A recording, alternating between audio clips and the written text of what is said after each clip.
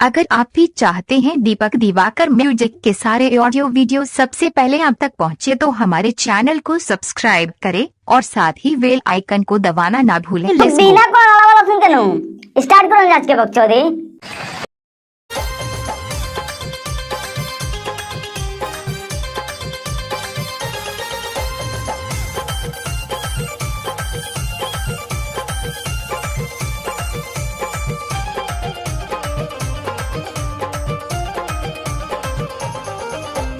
पढ़े न जाई पढ़ाई कोचिंग क्लास करे के काहे रे काहे न जइबे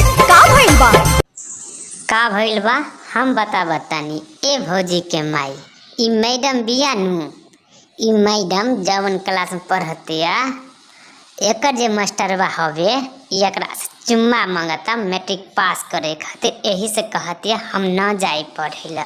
बढ़ले बात जंगल में का करेलू हमरा बोर में घुसावे नी हां हमरा बोर में घुसावे नी हां। हां कहि त देहलस भौजी ओकरा में घुसावे होइनी हां। बाहरे तारा बहन का गाड़ी में अगरबत्ती खोसो का बात कहले बारो। और भाई लोग के सनका वीडियो पर हम गरियाई ना टेकन का पूजा करे। बहुत पढ़े न जाई पढ़ाई ध्यान से देखा ए भाई मास्टरवा के पढ़े न जाई पढ़ाई। बाहरे मास्टरवा तहरे ऐसा मास्टर के पेल के मुआ बतानी तहरा की भौजी अगर एक बार दे दिए न सच में तो एकरा के पेल के मुआ देबे सरवा। मैट्रिक पास करे के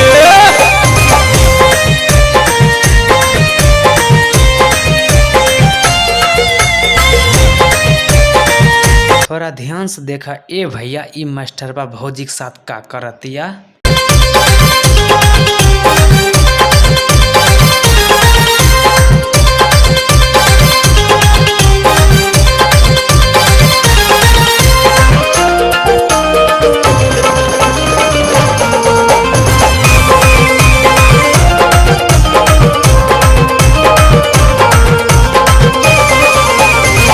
रोज फुसलावे बहकावे चॉकलेट से मारी मारी माटा की बोलावे पिछला गेट पे। हे राम मास्टर है कि शैतान है? का कहलू ए भौजी के माई मास्टर हवे कि शैतान हवे? त सुना उ ना त मास्टर हवे ना शैतान हवे, तहार बेटी के लभर हवे।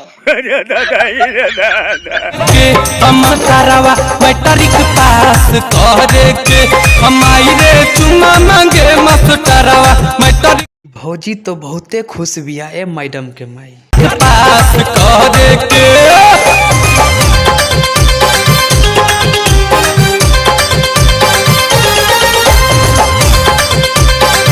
मास्टरवा लागत तहार कम बन गई। पेल दे मुआ के भौजी के पेल दे आ छोड़ी है मत।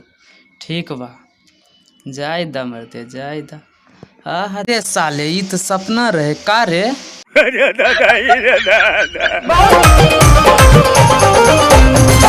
हमारो से मिला रोज रहा जानी बीजी कहेला कि फेल न होई गुमाल हो जानी जी।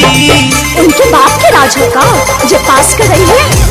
ए भौजी के माई अभी तू सही कहले हो, ओकर बाप के राज हवे जो पास कर रही है। न होई गुमाल हो जानी जी पढ़े के ना ई भौजी अब का भइल लगता भौजियो के पेलवावे के बहुते मन बा। में खाली मास्टरवे के दोस्त ना हवे। बहुत मिली अबे नहीं पकड़ के पेले लगम। कौन ची करे लगम? अबे नहीं पकड़ के पेले लगम। अरे सारे कैमरामैन वीडियो हटा दे सारा बता नहीं। जब ई भौजी हाई 70-80 साल का बूढ़ के पेल दी तो हमनी के छोड़े वाला नहीं के। हमारे ऑडियो वीडियो सुनने के लिए हमारे चैनल को सब्सक्राइब करें और वीडियो को लाइक कमेंट करना ना भूलें।